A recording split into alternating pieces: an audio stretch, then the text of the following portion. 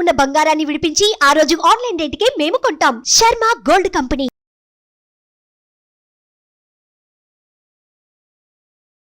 నమస్కారం, నేను మీ జాహ్నవి. మనతో ఉన్నారు ప్రముఖ జ్యోతిష్య వాస్తు పండితులు, ప్రముఖ ఆధ్యాత్మికవేత్త, లలిత ఉపాసకులు బ్రహ్మశ్రీ నానాజీ పట్నాయక్ గురూజీ. సూక్ష్మంలో మోక్షం ఈ ప్రత్యేక కార్యక్రమం ద్వారా ప్రతి సమస్యకి సొల్యూషన్స్ అందిస్తూ మనకి చక్కటి ఇన్ఫర్మేషన్ ని కూడా గురూజీ అందిస్తూ ఉన్నారు కదా. అయితే హనుమత్ జయంతి వస్తుంది కదా, హనుమత్ జయంతికి సంబంధించి గురుగారి మాటలో డీటెయిల్డ్ ఇన్ఫర్మేషన్ తెలుసుకుందాం. నమస్కారం గురుగారు. శ్రీమాత్రే నమః. అయితే గురుగారు, ఇప్పుడు మళ్ళీ హనుమత్ జయంతి వస్తుంది, అంటే మొన్న ఏప్రిల్లో వెళ్ళింది, ఇది మెయిన్ హనుమత్ జయంతి అంటారు కదా. అసలు ఏంటి హనుమత్ జయంతి రోజు ఎవరెవరు ఏమేమి చేస్తే వాళ్ళకి సక్సెస్ బాగుంటుంది అంటారు?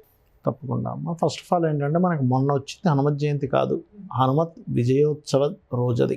విజయోత్సవం ఇది హనుమత్ జయంతి. పరాశర సంహిత అనేటువంటి గ్రంథంలో మనకి జన్మించినట్టుగా చెప్పడం జరిగింది.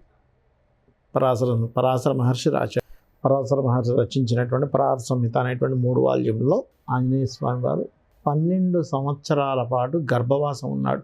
అంజనాదేవి గర్భంలో 12 సంవత్సరాలు. అతను జన్మించేటప్పుడు కూడా జంజం యజ్ఞోపవీతంతో, కుండలాలతో, చక్కటి వస్త్రంతో ఆయన జన్మించడం జరిగిందని చెప్తారు. జన్మించిన తర్వాత మనకి ఒక 6 రోజులకి గ్రహణం వచ్చింది. గ్రహణం వచ్చినప్పుడు తల్లి ఏంటంటే అంజనాదేవి దర్భలు అవి ఇంట్లో వేస్తారు కదా గ్రహణం రోజు, దానికోసం వెళ్ళింది.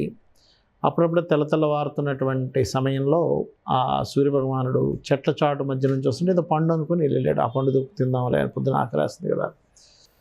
ఇది ఎందుకంటే అమ్మ, ఈ వృత్తాంతం కనుక వింటే పర్టికులర్గా ఇతను వెళ్తారు కదా, ఇతను వెళ్ళినప్పుడు, అది ఆంజనేయ స్వామి వారు వెళ్ళినప్పుడు పర్టికులర్గా అక్కడ వెళ్తుండగా రాహు వస్తాడు. యాక్చువల్గా రాహు వచ్చినప్పుడు రాహుని పట్టుకుని పడేస్తాడు. ఈ రాహు పరుగున వెళ్తాడు. ఏంటి స్వామి, ఎవరి దగ్గరికి? ఇంద్రుడి దగ్గరికి. నాకు వరం ఉంది, 6 నెలలకు ఒకసారి రాహుకేతువులకి సూర్యుడిని చంద్రుడిని మింగేటువంటి వరం ఉంటుంది కదా పురాణాల పరంగా. మధ్యలో ఎవరో ఇంకొక ఆకారం వచ్చి నన్ను ఇలా పడేసింది అన్నప్పుడు ఇంద్రుడు వెళ్ళి ఎవరి ఆకారం ఏంటని, ఇది మరి ఏమిటి అసలు సూర్యుడిని మింగడానికి వస్తున్నాడని అతని గదతో, వజ్రాయుధంతో అతని ఇక్కడ కొట్టడం జరుగుతుంది. హనుము, ఈ హనువు ఇదైనందుకు హనుమంతుడు. ఓహో, అందుకని హనుమంతుడు. ఆ రకంగా కింద పడినటువంటి అతనికి బ్రహ్మ, మిగతా దేవతలందరూ కూడా మరలా ఆంజనేయ స్వామికి వాళ్ళ శక్తులను ఇస్తారు. చిరంజీవిగా ఉండడానికి బ్రహ్మ, మిగతా వాళ్ళందరూ కూడా. అయితే ఈ ఆంజనేయ స్వామి ఎవరో కాదు, సాక్షాత్ శివుని యొక్క అంశే. శివుల్లో నుంచే ఆ యొక్క వృకనారాయణ అవతారం గురించి మనం గతంలో ఒకసారి చెప్పుకున్నాం. మనకి గార్ధబాసురుడిని సంహరించిన తర్వాత, వృకనారాయణ అవతారంలో గార్ధబాసురుడు సంహారం అయిన తర్వాత వీళ్ళిద్దరు ఒకరికొకరు, శివుడు విష్ణువు ఇద్దరు కూడా మాట్లాడుకుంటారు. ఏమని, నువ్వు కనుక కనిపెట్టగలిగితే నేను నీకు దాసుని అవుతాను, కనిపెట్టలేకపోతే నువ్వు నాకు దాసుని అవ్వాలి. ఆ రకంగా శివుడు చెప్పినట్టుగా నేను నీకు దాసుని అవుతాను అంటే, ఇప్పుడు కాదు రామావతారంలో ఈ యొక్క నేను రాముడుగా వస్తాను, అప్పుడు నువ్వు ఆంజనేయ స్వామిగా. ఆ రకంగా ఒక శక్తి, అతను ఒక తెల్లటి పిండి పదార్థంలో తన శక్తిని, ఈశ్వరుని నుంచి వచ్చినటువంటి శక్తిని, సకల దేవతల శక్తుల్ని ఆ యొక్క శివునికి ఇవ్వడము. ఆ యొక్క శివుడు మరలా కైలాసానికి వెళ్ళిన తర్వాత పార్వతీదేవి ఇద్దరం కలిసి ఒకసారి విహారానికి వెళ్దామని చెప్పని శేషాచల కొండపైకి వస్తారు. అక్కడికి వచ్చినప్పుడు అక్కడ వానరాలను చూసి వీళ్ళు కూడా వానరులుగా మారి కొంతకాలం సంచరిద్దామని అలా అయినప్పుడు వచ్చినటువంటి ఆ తేజస్సు, శివుడి నుంచి పార్వతీదేవిలోకి వెళ్ళిన తేజస్సు ఈ అవతారంలో వచ్చింది. అంటే వానర రూపంలో వచ్చినటువంటి తేజస్సు కదా అని చెప్పని అగ్నిదేవుడికి ఇవ్వడము, అగ్ని వాయువుకి ఇవ్వడము, ఆ వాయువు కూడా దాన్ని మొయ్యలేక అంజనాదేవి గర్భంలోకి ప్రవేశపెట్టడము. ఆ అంజనాదేవి మొట్టమొదటిగా ఏంటంటే, అసలు నాకు గర్భం ఎలా వచ్చిందని ఫస్ట్ ఆవిడ కొంచెం కోపిస్తుంది. శపించబోతుంటే అప్పుడు మరలా వాయుదేవుడు ప్రత్యక్షమై, అమ్మ ఇది ఈశ్వరుడు యొక్క తేజస్సు, ఇదొక అవతారం, లోక కళ్యాణం కోసం వచ్చినటువంటి అవతారం అని చెప్పడం జరుగుతుంది. ఎందుకు చెప్తున్నా అంటే ఈ మాట పర్టికులర్గా ఈ వృత్తాంతం మనం ఇప్పుడు ఏదైతే చెప్పుకున్నామో పర్టికులర్గా ఇప్పుడున్న గ్రహస్థితికి కంపల్సరీ కావాలి. రేపు 1వ తేదీ రాబోయేటువంటి ఆంజనేయ స్వామికి సంబంధించిన హనుమత్ జయంతి అందరూ జరుపుకోవాలి. ఎందుకు అంటే ప్రజెంట్ ఉన్న కండిషన్లో కుజుడు తన స్వక్షేత్రంలో ఫైరీ సైన్లో ఉన్నాడు. శని తన స్వక్షేత్రంలో కుంభరాశిలో ఉండి ఇద్దరు వీక్షణ ఉంది, ఇద్దరికి 2 గ్రహాలు పరస్పరం వీక్షించుకుంటున్నాయి. ఇలా వీక్షించుకుంటున్నప్పుడు దీని యొక్క ప్రభావం ఒక 45 రోజులు ఉంటుంది. సరిగ్గా హనుమంత్ జయంతి మనకు 1వ తేదీ, అదే 1వ తేదీ కుజుడు మారుతున్నాడు.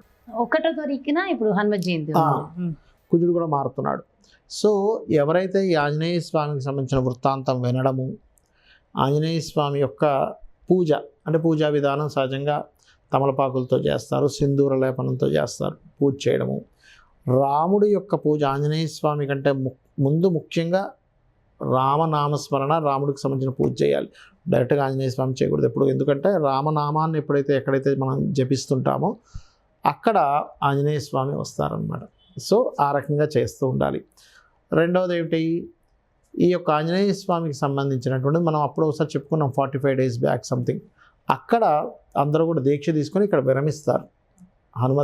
మన ఆంజనేయ స్వామికి సంబంధించిన రేపు రాబోయే 1వ తేదీ హనుమత్ జయంతి రోజు, అదేమో హనుమత్ జయోత్సవము, ఇది జయంతి. శాస్త్రంలో చెప్పినటువంటిది ఇదే. అయితే ఆంజనేయ స్వామి యొక్క స్తోత్ర పఠనం కానీ ఆంజనేయ స్వామిని తలుచుకుంటే ఎటువంటి ఫలితాలు వస్తాయి అంటే, నేను ఒకసారి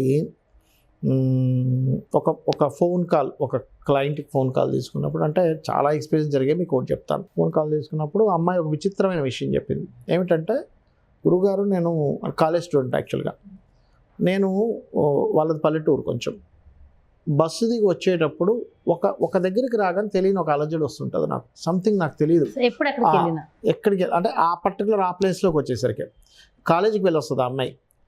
వస్తుంది, గురుగారు ఇది ఎట్లా నాకేమో అర్థం కావట్లేదు, అక్కడికి రాగానే ఏదో తెలియని పేరు. నేను చాలా ధైర్యవంతురాలు, నేనేం పెరిగిదాన్ని కాదు, కానీ చాలా ధైర్యవంతురాలని, కానీ ఆ పర్టికులర్ ప్లేస్ దగ్గరికి వచ్చేసరికి తెలియని షివరింగ్ వస్తుంది, ఏదో నా చుట్టూ ఏదో నెగిటివ్ ఎనర్జీ వచ్చినట్టు అనిపిస్తుంది, వెళ్ళిపోతుంది. దీనికి నాకు ఏదైనా చెప్పండి అన్నప్పుడు నేను ఆ అమ్మాయికి చెప్పింది, అమ్మ నువ్వు అక్కడికి వచ్చినప్పుడు ఓం హరిమర్కట మర్కటాయ నమః అనుకో, ఓం మర్కటాయ నమః అనుకో, లేదా ఆంజనేయ స్వామిని తలుచుకో, నీకు ఆ ఎనర్జీ ఖచ్చితంగా నీ దగ్గరికి రాదు అంటే. అప్పుడు ఆ అమ్మాయి అడిగింది ఏంటంటే, ఏమంటే స్త్రీలు ఆంజనేయ స్వామిని పూజించవచ్చు, ఇట్లాంటి డౌట్స్ వస్తాయి కదా, బ్రహ్మచారి కదా అని.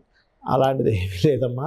స్త్రీలు పూజించదగ్గదై కానట్లయితే ఒకటే గుర్తుపెట్టుకోవాలి, ఎప్పుడు కూడా ఏ దేవతా స్వరూపాన్నైనా స్త్రీ పూజించవచ్చు, ఎందుకంటే అందరూ స్త్రీ గర్భం నుంచే బయటకు వస్తారు, అంతే కదా.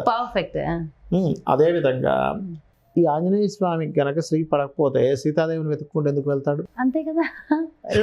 కరెక్ట్ పాయింట్ చెప్పారు గురూజీ కదా. కాబట్టి అట్లాంటి అపోహలు ఏం పెట్టుకోకుండా ఈ ఆంజనేయ స్వామి హనుమత్ జయంతి రోజు ఉదయం నిద్ర లేచి చక్కగా రాముడి పూజ, ఆంజనేయ స్వామికి వీలైతే సింధూర లేపనము, తమలపాకులతో సింధూర లేపనం చేస్తే వచ్చే ఫలితం ఏమిటి అంటే, మంగళ దోషములు పోతాయి. అంటే కుజదోషాలు ఉంటాయి కదా, కుజదోషం ఉంది, వివాహం అవ్వట్లేదు, యాక్సిడెంట్స్ అవుతున్నాయి, గొడవలు అవుతున్నాయి, ఇట్లాంటివన్నీ కుజుడు వల్ల వస్తాయి, దాని దోషం పోతుంది. తమలపాకులతో చేసేటువంటి పూజ, ఆకు పూజ ఎప్పుడైతే మనం చేస్తామో అప్పుల బాధలు తగ్గుతాయి.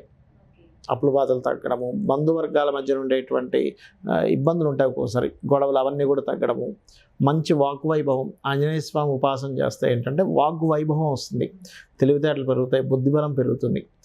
ఇది చేసుకుంటే కనుక ఇటువంటి ఫలితాలు వస్తాయి. అదే కాకుండా ఇప్పుడు శనికుజులు పరస్పరం ఉన్న స్థితి మీకు ఎటువంటి ఆపద రాకుండా ఆంజనేయ స్వామి వారు రక్షిస్తారు.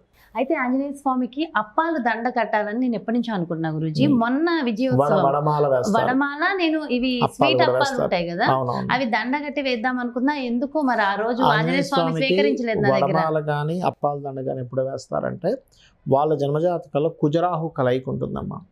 కుజరాహు కలయిక ఉంటే ఏమవుతుందంటే, అన్ఎక్స్పెక్టెడ్లీ కోపం రావడము, లేకపోతే అన్ఎక్స్పెక్టెడ్లీ లైఫ్లో ఏదైనా గండ దోషాలు ఉంటాయి. ఆంజనేయ స్వామికి కనుక వడమాల వేసి ఆ వడలను అందరికీ పంచితే కనుక మీ జాతకంలో ఏదైనా గండం ఉంటే పోతుంది. గండం, ఓకే. నాకు అప్పాలు మాల వేయాలని ఉంది, అయితే ఈ హనుమత్ జయంతి రోజు వేసేయచ్చండి. అది మామూలు, అది దీనికి అంటే వడమాల దీనికి, అప్పాలు దీనికి. అప్పాలు కూడా సర్వసాధారణంగా కొంత కుజదోష సంబంధించినవి దోషం పోతుంది. అయితే అది ఏ పదార్థంతో చేస్తారు, మీరు కందులతో చేస్తారా, మినుములతో చేస్తారా అనే దాని మీద ఉంటుంది. బొంబాయి రవ్వతో చేస్తారు కదా, బొంబాయి రవ్వ స్వీట్ లాగా చేసి స్వీట్ అప్పాలు. స్వీట్ అప్పాలు అంటే మానసిక ప్రశాంతత వస్తుంది దానివల్ల. స్వీట్స్ సంబంధించిన పదార్థం నాకు అది చేయాలని నాకు జస్ట్ అనిపించింది అంతే మనసుకి. సో చేయడం మంచిదే, మానసిక ప్రశాంతత చాలా అవసరం. ఓకే అబ్బా, చాలా మంచి ఇన్ఫర్మేషన్ అండ్ మంచి రెమెడీస్ కూడా వివరించారు Guruji. Thank you so much. నమస్తే. శ్రీమాత్రే నమః.